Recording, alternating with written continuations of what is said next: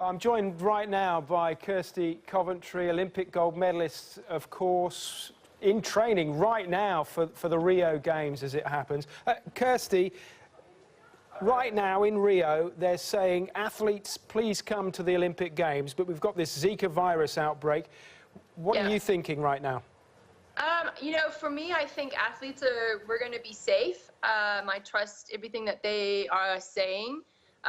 Obviously, from the humanity side of things, it's seems like a really terrible disease and virus that's kind of going around, and especially for pregnant women. But I think as far as the athletes are concerned, I still believe that there's enough time to get a better understanding of what's going on and how it could or could not affect us. And so, you know, my goals and aims are still set on going to Rio and competing. Have you met any athletes? I know you're surrounded by people who are intending on going to Rio. Have you met any and spoken to any that have kind of said, oh, I don't like the sound of this. I don't really know if I want to go? No, not at all. I mean, on the team, we have about 5 or 6 different nationalities, and everyone has the same, same thing, same feelings, same thoughts, that there's a lot of empathy going out for anyone who's been infected. But we all kind of have the same belief that in the next couple months, we'll have a better understanding, and there's really no putting on the brakes on training or trying to get to Rio. And I know you have good links with the IOC and things like that. And Thomas Bach has been talking in the last 24 hours saying, you know, there's no cause for concern. Do you think the IOC have it within their powers to cope with a crisis, if we can call it that, like this?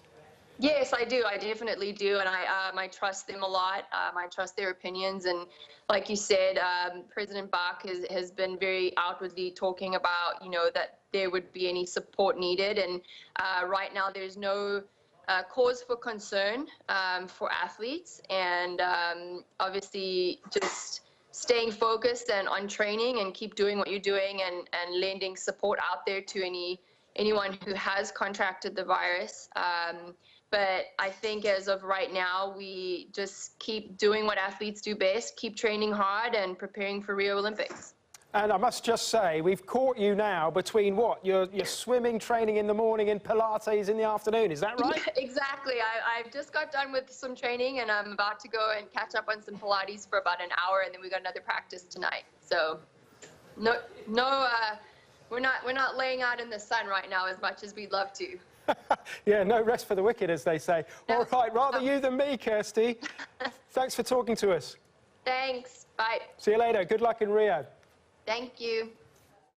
OK, let's round up some of the day's other news for you in brief. Leicester City, the English Premier League leaders, remember, will be tested once again later this Tuesday when they face Liverpool. Now, many pundits and rival fans are still waiting for that moment when Claudio Ranieri's surprise package of the season fail. It's another kind of team. We play in our home. Our fans will push us very, very, very strongly. I'm confident. I respect a lot Liverpool team, but we are ready to fight. Now, I've heard about cyclists doping, but what about the bikes themselves? The Tour de France champion Chris Froome, here he is, has called for cycling's authorities to conduct more tests after an electric motor was found in a bike frame at the World Cyclocross Championships last weekend. Froome has warned about the spread of what's being called technological fraud.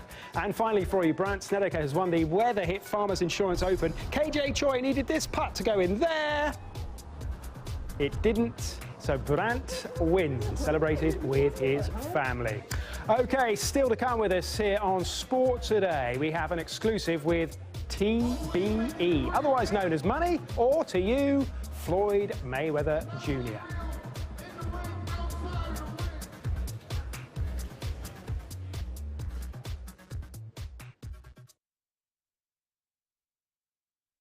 When I was little, my parents made me believe that I